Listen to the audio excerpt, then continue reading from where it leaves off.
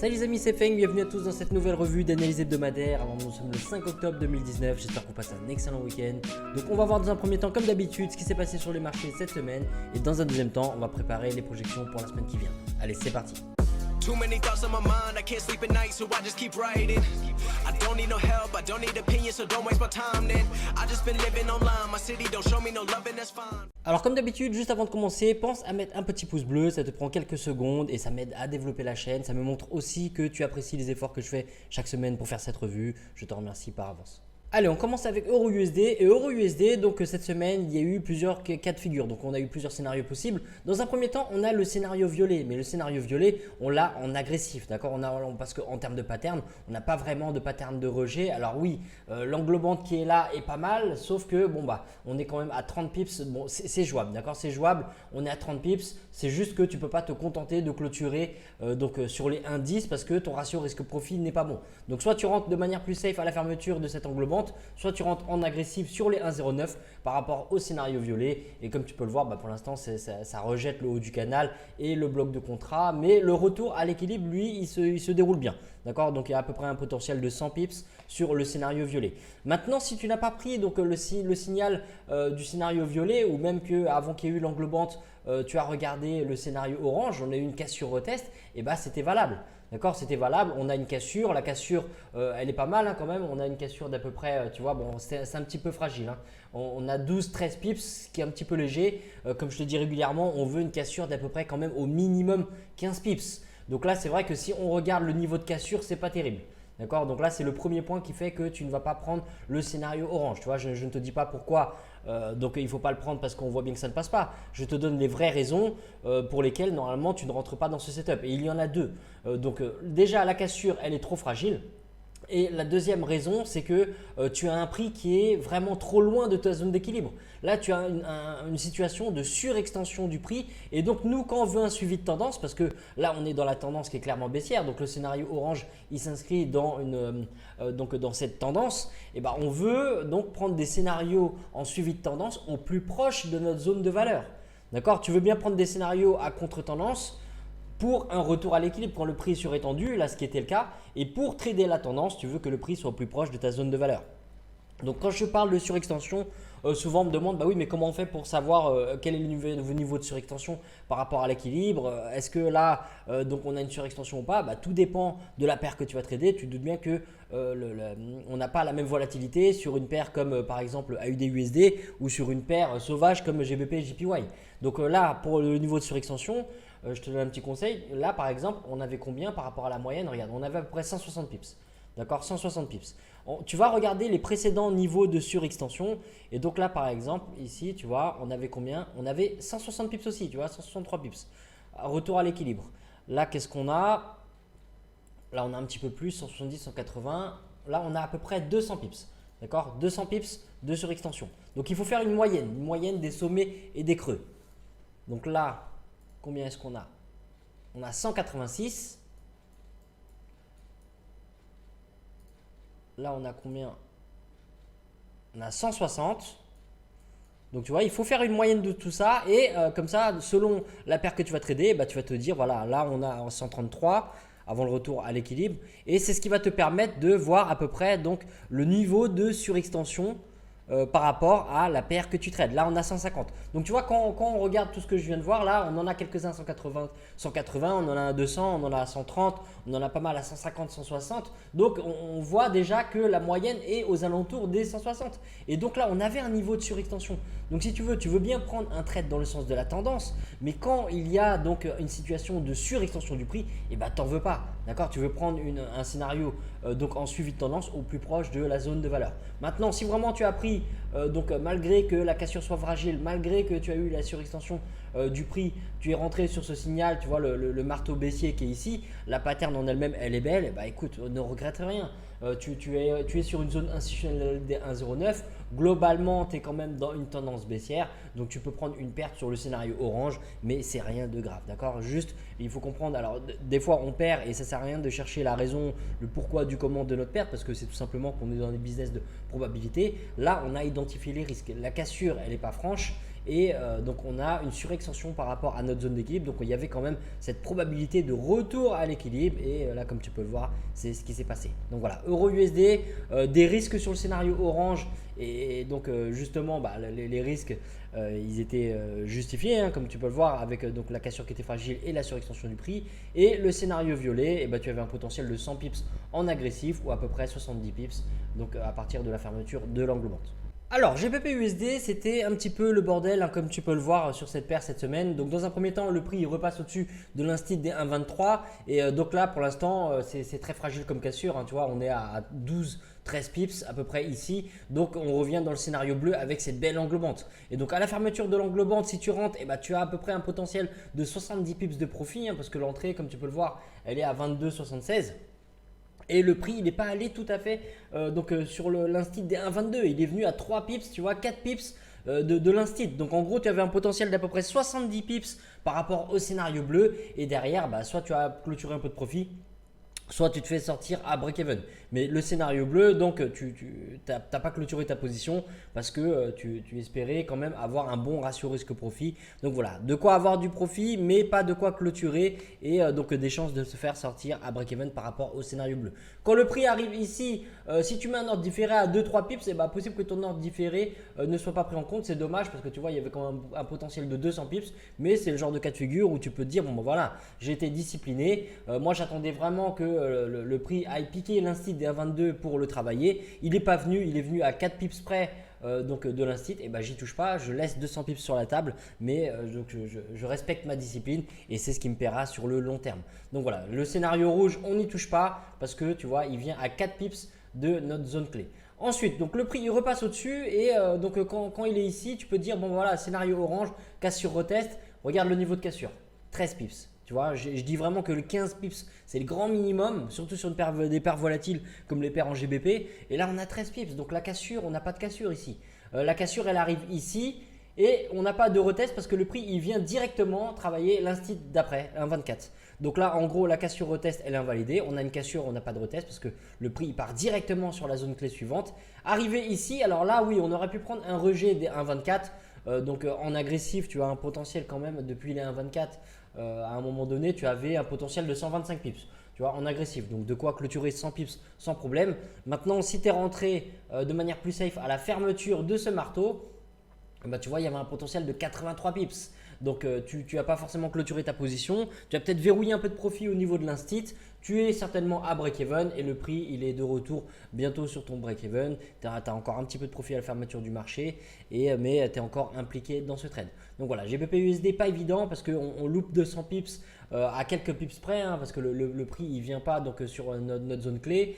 Au début de la semaine, c'est un petit peu fouillis, mais on a une belle angle vente ici qui rejette en plus la zone d'équilibre. Donc tu vois le prix il nous permet d'avoir une chute d'à peu près 70 pips, mais après il se retourne très très vite hein, dans la bougie de 4 heures d'après. Donc si tu t'es mis à break-even, à un moment donné tu vois 70 pips de profit et puis boum, dans les 4 heures d'après tu te fais sortir à break-even. Il faut l'accepter. Ensuite, scénario orange ici, cassure, pas de retest, on n'y touche pas. Le prix il vient ici. Là il y avait un coup à jouer donc en agressif. Donc en agressif, il y avait un potentiel de 125 pips, mais en safe à la fermeture du marteau, donc tu étais à break-even et quasiment sur ton break-even à la fin de la semaine sur la fermeture du marché. Alors UJ cette semaine, ça n'a pas été évident non plus, hein. C'est un petit peu comme sur le GBP/USD. Dans un premier temps, le prix donc, il repasse au-dessus des 108 et là tu vois la cassure elle arrive à peu près à ce moment-là et derrière on n'a pas de retest. Au moment où on cherche un retest, le prix il traverse et il nous fait une angle vente énorme. Donc tu vois, on n'a aucun signe de rejet pour prendre le scénario violet. Donc le prix il repasse en dessous. Là on rentre dans le cadre du scénario orange, mais l'angle vente elle est vraiment trop grande. On est à peine à 20 pips de l'instit des 50, donc ça c'est pas une bonne idée. C'est quand même trop risqué de rentrer à ce moment-là. Donc après ça, le prix il continue de passer en dessous des 107,50 et même donc il arrive sur notre zone d'équilibre et là on est sur un scénario rouge. On a une cassure qui est, tu vois, ici à 10 pips, donc c'est beaucoup trop fragile. On attend une cassure plus franche, la cassure arrive ici, on n'a pas de retest. Donc si on est discipliné par rapport au plan donc, qui est fixé dans ces projections, on ne touche pas à UJ cette semaine, on ne peut pas profiter de cette chute. Certes, il y avait une belle englobante ici, mais les obstacles en chemin comme l'instit à 107,50 et la zone d'équilibre représentaient un risque trop important. Même si le prix a traversé et tu vois que ça payait, crois-moi, sur le long terme, quand tu prends ce genre de risque, ça finit en général, ça finit mal, quoi. Donc voilà, toujours éviter les risques et privilégier les setups avec de meilleures probabilités. Quand tu regardes sur toutes les paires qu'il y a ou les différents actifs que tu trades, il y a toujours des setups qui sont beaucoup plus clean. On n'est pas obligé de se forcer à prendre des trades donc avec ce genre de risque, même si là pour le coup on voit que ça passe. Donc après ça, le prix il arrive sur les 107. Alors pourquoi pas prendre un rejet des 107, tu vois, on a quand même des patterns, on a ce pin bar haussier, on peut prendre une perte là-dessus. Si tu as pris une perte sur ce rejet là, tu as une pattern claire par rapport au 107, donc pourquoi pas. On voyait que c'était un ancien niveau de support qui avait tenu ici, donc c'était jouable, tu pouvais avoir les probabilités dans ton sens malgré que ça ne passe pas. Et puis maintenant, donc sur la fin de la semaine, on a la cassure qui est plus franche, hein, tu vois ici on arrive quand même à 27 pips de cassure, donc là on a une vraie cassure contrairement aux petites cassures trop fragiles qu'on a vues sur les précédentes paires. Et là on est en situation de retest, le prix il arrive sur les 107, sur la fermeture du marché il nous fait inside bar sur inside bar, donc à surveiller, donc on va voir ça dans la deuxième partie. Alors AUD/USD aussi, c'était pas évident. Il y avait au début de la semaine donc un semblant de setup, mais la cassure était trop fragile. Là, tu vois, on est à peine à 9 pips. Donc le prix repasse en dessous. On a une fermeture ici à 9 pips. Donc difficile d'attraper cette chute là. D'accord, on n'a pas de cassure, donc on attend, on n'a pas de retest. Et donc aucune raison de rentrer sur le scénario vert.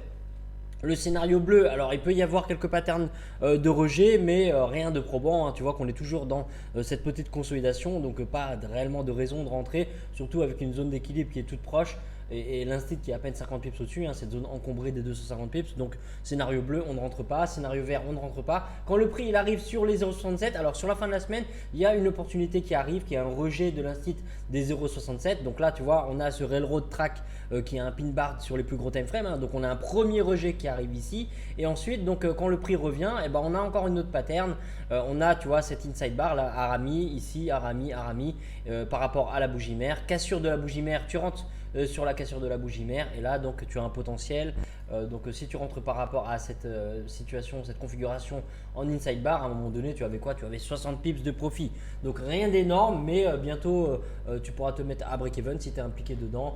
Et donc on va voir si le retour à l'équilibre va se faire complètement, et surtout les réactions du price action par rapport à cette zone là. Donc voilà, pour récapituler sur AUD/USD, compliqué, pas réellement de setup clean, ni scénario bleu ni scénario vert. Le prix quand il arrive sur les 0,67, à ce moment là oui, on a une belle pattern de rejet, une première pattern de rejet, une deuxième pattern de rejet, donc ça nous forme les deux jambes d'un W, hein, de double bottom, et donc il était possible de rentrer sur la deuxième jambe au niveau de l'inside bar, donc cassure de la bougie mère ici pour un potentiel de 60 pips. Alors NZD/USD, donc c'était pas très clean non plus, et c'est le genre de cas de figure où on voit bien que de toute façon on est en swing, il faut être patient, et il n'y aura pas toujours des opportunités sur toutes les paires chaque semaine. Donc c'est le genre de cas où on reste exigeant par rapport à notre setup et on n'y touche pas. Donc là par exemple, dans un premier temps, on a un beau rejet quand même des 62,50, hein, même si c'est une zone encombrée des 250 pips. Comme tu peux le voir ici, on a un genre de morning star avec donc étoile du matin, avec ici ce pin bar de rejet. Donc il était possible éventuellement de rentrer sur le scénario orange et se prendre une perte. Tout dépend de ton placement de stop. Si tu as ton stop qui est en dessous de l'instit à 62, tu t'en sors de justesse. Pardon, mais voilà, tout dépend de comment tu as placé ton stop. Si tu es rentré par rapport au scénario bleu, déjà tu vois la cassure c'est pas terrible, tu as 8 pips de cassure ici, donc est-ce que ça justifie que tu prennes ça pour une cassure et que tu rentres dans ce retest avec ce marteau? C'est pas bon, d'accord. Quand je dis que 15 pips c'est un grand minimum, là on a 8 pips, donc on n'a pas de scénario bleu. D'accord, aucune raison de rentrer dans le scénario bleu.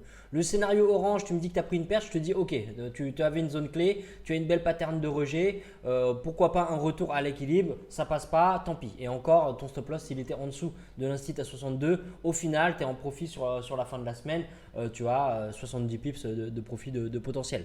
Donc tout le scénario orange, on ne se fait pas forcément sortir, tout dépend de notre placement de stop. Donc ensuite le prix, donc quand il repasse au dessus, on pourrait prendre une cassure retest des 62,50. On a la cassure Là, c'est déjà un petit peu mieux. Comme tu peux voir, on a 20 pips de cassure par rapport à l'instit des 62,50. Le retest, il n'arrive pas. À quelques pips près, il n'arrive pas. D'accord? Donc, il n'y a pas de raison de rentrer sur une cassure retest des 62,50. Le prix, il arrive sur les 63, pas de pattern de rejet. La cassure, elle arrive ici des 63. On va voir pour cette semaine ce qu'il y a à faire. Mais comme tu peux le voir, mis à part le scénario orange qui dépend de ton placement de stop, tu peux te faire sortir ou donc être en profit sur la fin de la semaine. Tout le reste, il n'y a rien de clean. Le prix, il ne vient pas sur les 62. Le scénario bleu, on n'a pas une cassure suffisante. Ensuite, au-dessus, quand il repasse au-dessus des 62,50, en considérant qu'on cherche une cassure retest, on a la cassure qui est propre, mais on n'a pas de retest. Après, on arrive sur les 63, pas de rejet clean. Et après, au-dessus des 63, on a la cassure et on est encore en cours. On attend un éventuel retest pour la semaine qui vient. Alors, USD4, c'était pas évident non plus. Et en général, tu sais, les semaines où tu as NFP, les premières semaines du mois, c'est jamais évident. Donc là, bon, c'est dommage une fois de plus parce que à quoi 1 pips près, 1,6 pips, tu vois, à 1,6 pips près, on loupe ce beau décollage du SD4 par rapport au scénario rouge et surtout qu'on avait une belle configuration. Ici, on avait donc une belle pattern. On a l'inside bar, on a la bougie mère qui est là, cette bougie qui fait office d'inside bar et à la cassure de la bougie mère, on aurait pu attraper ce beau décollage. Mais ça sert à rien de se faire des films. On est discipliné, on respecte nos plans et le prix, tu vois, il n'arrive pas sur les 1,32. Alors, à moins que tu aies mis un ordre différé, comme je dis souvent, sur un ordre différé, tu vas mettre peut-être 1, 2, 3 pips au-dessus de ta zone clé, la zone de valeur que tu traites parce que le spread du broker, c'est dommage qui t'empêche d'activer ta position. Et donc si tu as mis un ordre différé, alors tu as pu attraper cette hausse là. Je sais que plusieurs d'entre vous l'ont attrapé, vous m'en avez fait part, donc bravo à vous. Mais si vous travaillez donc manuellement, vous n'avez pas mis d'ordre différé, ne regrettez rien, d'accord? Vous avez respecté votre discipline et c'est ce qui vous paiera sur le long terme.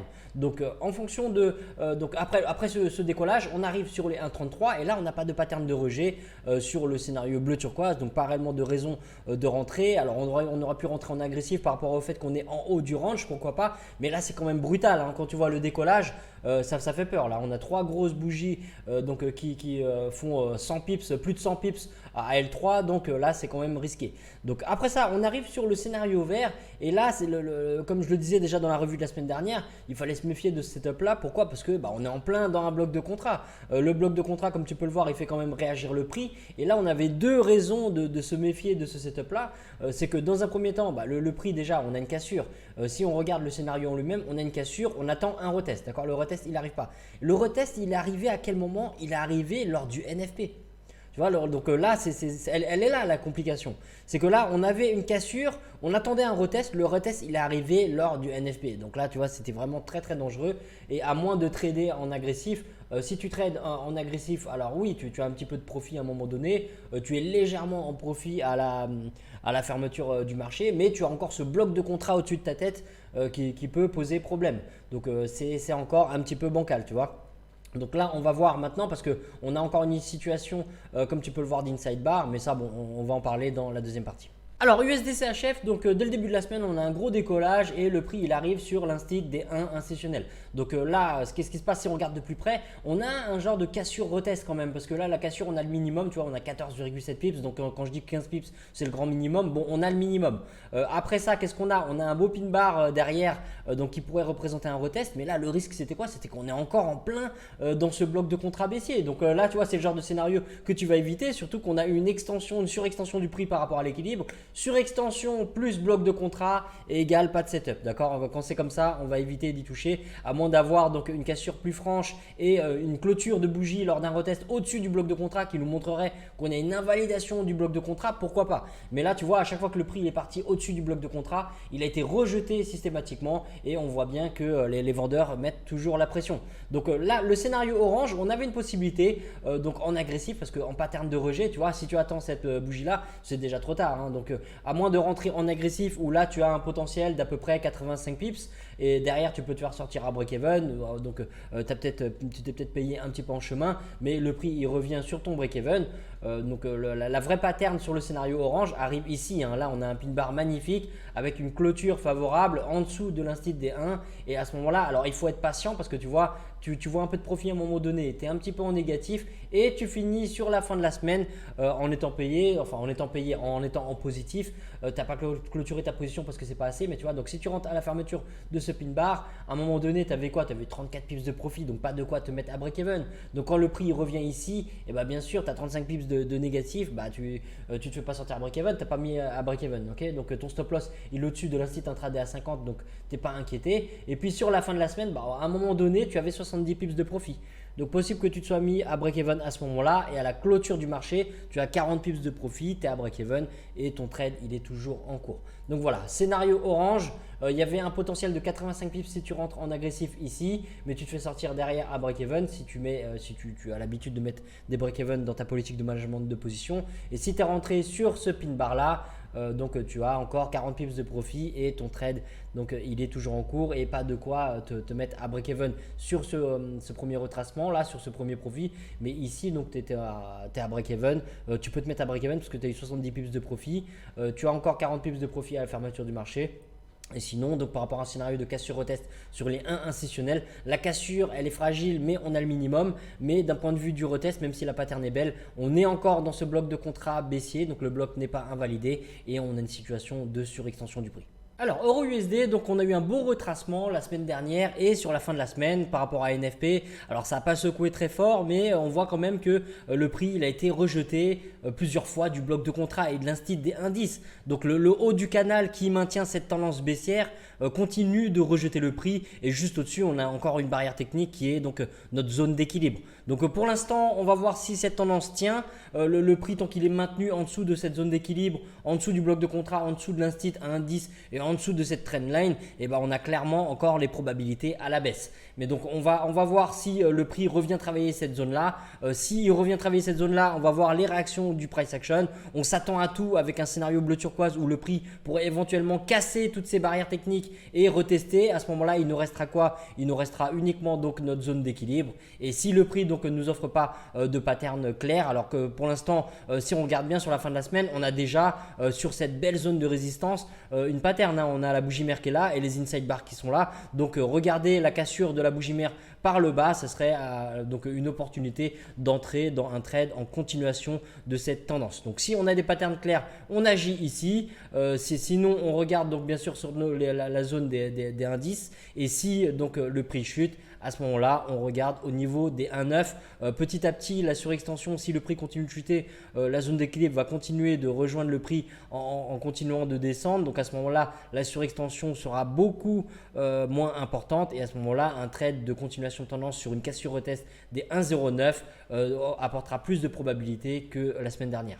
Alors GBP USD, donc après tout le bordel de la semaine dernière, comme tu peux le voir, on a un beau rejet ici à la hausse, mais sur la fin de la semaine, on a quand même un beau rejet à la baisse. Donc tu vois, c'est pas évident, hein. On a encore des acheteurs qui défendent leur position ici, on a les vendeurs qui défendent leur position ici. On est entre les deux, on est toujours dans cette espèce de range, tu vois, ce prix, donc cette consolidation autour de l'équilibre. Et donc on va rester patient, on va être patient et on va attendre des patterns clairs du price action, que ce soit au niveau de l'instit à 1,23 ou l'instit à 1,24.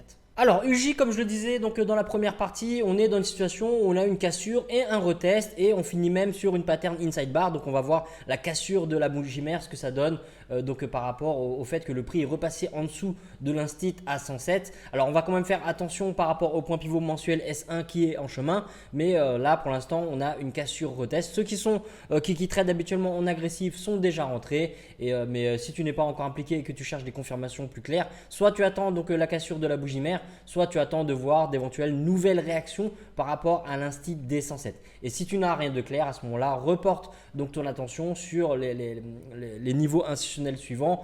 Au-dessus, la zone des 107,50 qui est une zone de résistance très très forte, hein. Comme tu peux le voir, entre le point pivot mensuel, la zone d'équilibre qui arrive et l'instit, c'est une très très belle zone de résistance. Et donc en dessous, on a donc les 106 à surveiller. Alors AUD-USD avec ce retour à l'équilibre donc qui est quasiment complet, on arrive maintenant on est entre l'instit des 67,50 et des 68. Il y a le point pivot et la zone d'équilibre qui nous barrent la route. Donc on va voir dans un premier temps, même si on n'agit pas forcément, les réactions du price action sur ces deux zones clés. Le point pivot et la zone d'équilibre, voire déjà ça pourrait nous donner un indice par rapport à la suite. Est-ce qu'on est dans une tendance baissière qui commence avec un retracement un peu plus profond puis une continuation de cette tendance, ou au contraire est-ce que toutes ces barrières techniques vont être cassées, le prix va repasser au-dessus des 68 et à ce moment-là le retracement au plus profond aura été ici pour aller taper les liquidités en dessous de ces précédents bas. Donc on ne parie pas, on n'anticipe pas, on va voir tout simplement, on sait où regarder. Dans un premier temps, comme je te dis, tu regardes le point pivot et l'équilibre. d'équilibre, les réactions du price action et après ça donc tu regardes sur les zones institutionnelles à 0,68 et 67,50 et n'hésite pas donc si tu n'as pas de pattern clair à reporter sur les 67 et au-dessus les 69.